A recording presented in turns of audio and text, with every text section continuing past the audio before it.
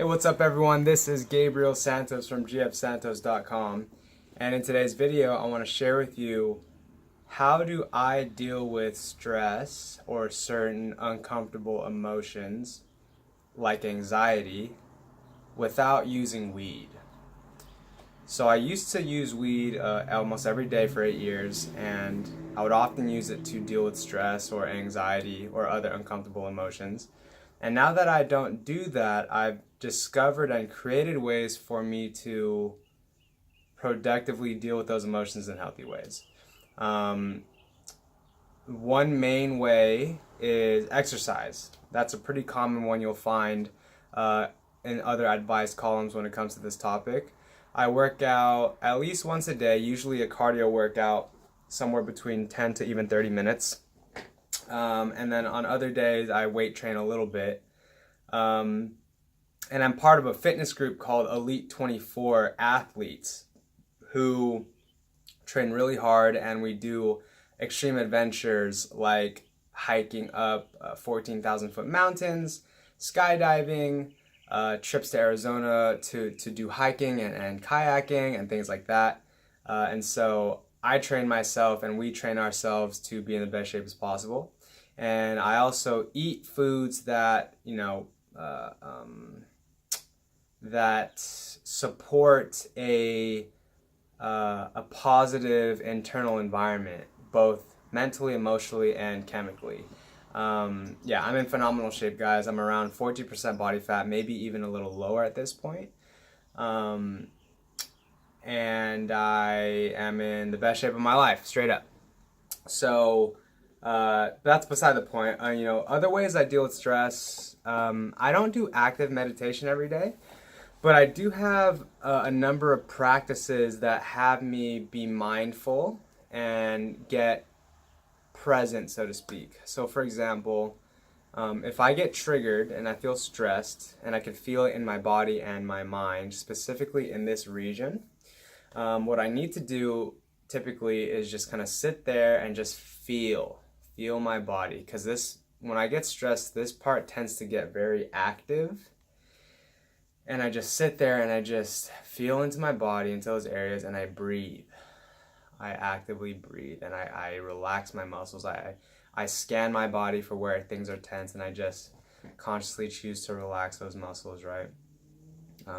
A third thing I do, so the first is exercise, the second is some kind of mindful practice. The third thing I do is I just share. Whether it's social media or with another person in my life, I share and I actively seek out emotional support. So for example, the other day, I had an interaction that had me very triggered and stressed out. And what I did was, along with exercising and a mindful breathing exercise, I went to my sister who lives in this house with me, and I asked her very directly, "Hey sister, can I have your listening ear for a second?" And me and her have created a communication framework where that kind of conversation is available. And I told her, like, "Hey sis, sometimes can I just ask you to listen and just listen for listening's sake?" And she said yes. And so I have various ways to do that. And then at the worst of it, I might eat some fast food to escape my stress, or I might watch some TV or things like that. But by and large, I have a